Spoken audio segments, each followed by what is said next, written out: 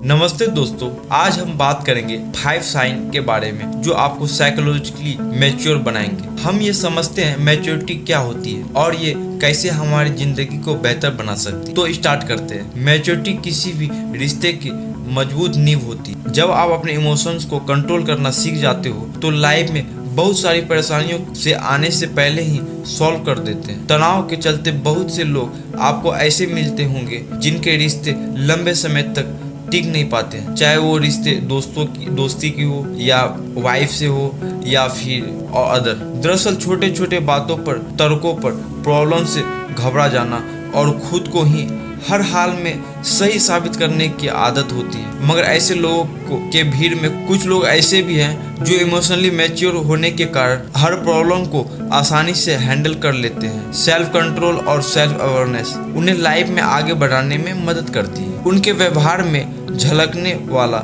लचीलापन दूसरों से काफी आकर्षित बनाती है। अमेरिकन साइकोलॉजिकल एसोसिएशन के अकॉर्डिंग इमोशनली कंट्रोल और व्यक्ति के उच्च स्तर इमोशनल मैच्योर कहते हैं। ऐसे लोग सेल्फ अवेयरनेस, शांत, एनर्जी से भरपूर और खुद को सही ढंग से ट्रीट कर पाते। दरअसल इमोशनली इंसान हर समय खुद को तनावपूर्ण माहौल और खराब परिस्थितियों से बाहर निकालने की कोशिश में जुटा रहता है। जीवन में एक के बाद एक आने वाली परेशानियों को समझदारी से हैंडल कर आगे बढ़ते हैं। इंसान इमोशनली रूप से स्ट्रांग होते हैं जब इंसान अपनी भावनाओं और तनाव में बैलेंस करके चलता है। इसका असर रिलेशनशिप पर भी दिखता है, जिससे डेली लाइफ में बढ़ने वाली मिसअंडरस्टैंडिंग बहुत कम होती है। रिलेशनशिप अच्छी एंड लॉन्ग टाइम बनी रहती है। 5 साइन जानते हैं मैच्योर एक्सपीरियंस के साथ साथ नहीं बल्कि कम एज में भी सीख सकते हैं, यानी कि 18 साल, 20 साल, 22 साल, 28 साल के एज में मैच्योर हो सकते हैं। कैसे हो सकते हैं, चलिए जानते हैं इन 5 पॉइंट्स। पॉइंट 1, सेल्फ अवेयरनेस, खुद को जानना समझना।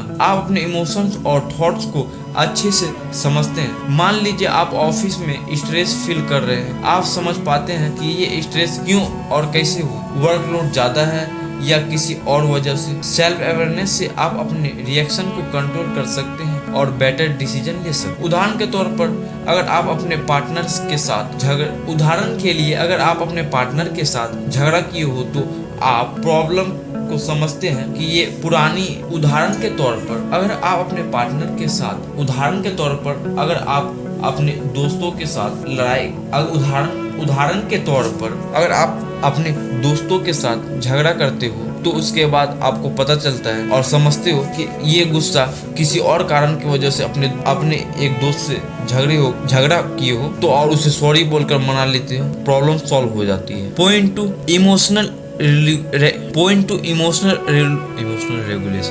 इमोशनल रेगुलेशन, भावनाओं को संभालना। मैच्योरिटी का मतलब है आप अपने इमोशन को मैनेज कर सकते हैं, ना कि इमोशनल में डूबे रहो। जब कोई चैलेंजिंग सिचुएशन आती है तब आप अपने इमोशंस को हैंडल कर सकते हैं बिना इमोशनल हुए। पॉइंट 3, रिस्पॉन्सिबिलिटी, जिम्मेदारी लेना। मैच्योर पर्सन अपने एक्शन और डिसीजन के लिए खुद जिम्मेदार होते हैं। वो एक्सक्यूज नहीं देते और अपने गलतियों को एक्सेप्ट करते हैं। अगर आपने कुछ गलत किया है तो एक्सेप्ट भी करते हैं और उसे सीख के आगे बढ़ने की कोशिश करते हैं। उदाहरण के लिए अगर आपने ऑफिस प्रोजेक्ट में मिस्टेक किया है तो इंस्टेंट गलती दूसरों पे नहीं डाल के बल्कि खुद पर डालते हैं और एक्सेप्ट करते हैं और फ्यूचर में बेटर परफॉर्मेंस के लिए प्लान बनाते। पॉइंट 4, एम्पैथी, सहानुभूति। ये मैच्योरिटी एक इम्पोर्टेंट एस्पेक्ट है। आप दूसरों के इमोशंस और एक्सपीरियंस को समझने की कोशिश करते हैं और उनके नजरियों को रिस्पेक्ट करते हैं। ये आपके रिलेशनशिप को मजबूत करता है। उदाहरण के लिए अगर आपके फ्रेंड का ब्रेकअप हो गया है तो आप उनके फीलिंग्स को समझने की कोशिश करते हैं, क्योंकि आप उनके साथ काफी लंबे टाइम से दोस्ती के रूप में रहे हो और उनको जानते हो, समझते हो, तो आप पक्का जरूरी है कि आप उनको सही एडवाइस दोगे। Point 5, long term perspective. जो इंसान मैच्योर हो जाता है वो शॉर्ट टर्म प्लेजर के पीछे नहीं भागता है, उसके जगह लॉन्ग टर्म गोल्स और वैल्यूज पर फोकस करता है जो आपके फ्यूचर को। Point 5, long term perspective. जो इंसान मैच्योर हो जाता है वो शॉर्ट टर्म प्लेजर के पीछे नहीं भागता है, उसके जगह लॉन्ग टर्म गोल्स और वैल्यूज पर फोकस करता है। आप अपने डिसीजन को ऐसे लेते हैं जो आपके फ्यूचर को बेहतर बनाएगा। एग्जाम्पल के तौर पे आपके इमीडिएट ग्रेटिफिकेशन चाहिए, लेकिन आप इंस्टेंट और सेविंग पर फोकस करते हैं क्योंकि आपको पता है कि क्या जरूरी है फ्यूचर में फाइनेंशियल